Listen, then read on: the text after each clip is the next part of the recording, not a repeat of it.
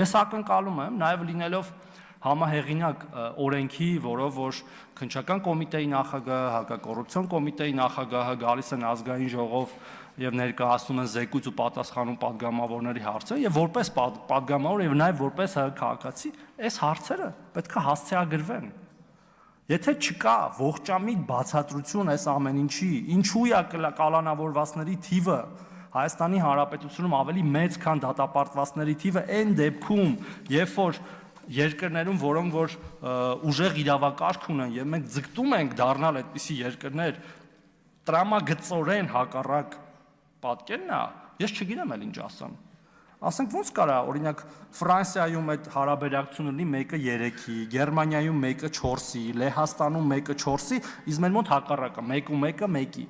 Այստեղ խնդրեմ չեք տեսնում, հարգելի գործընկերներ։ Լավ, եթե չեք տեսնում, ուրեմն այս մեր մյուս երկրներն են, մենք տենց շատ ուժեղ օրինական, ուժեղ իրավակարգով երկիր ենք, բոլորին կալանավորում ենք, հետո իհարկե չենք կարող ապացուցենք այդ հանցագործությունները, բայց կարևորը կալանավորում ենք, իսկ մյուսները չէ, մտածում են ոնց ապացույցներ հավաքագրեն, ի սկզբանե նոր գնան սանկցիա կիրառելու, իդեպ սանկցիաներն էլ գիտեք,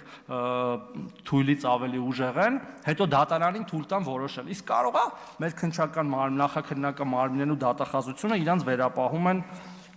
դատարանի դեր։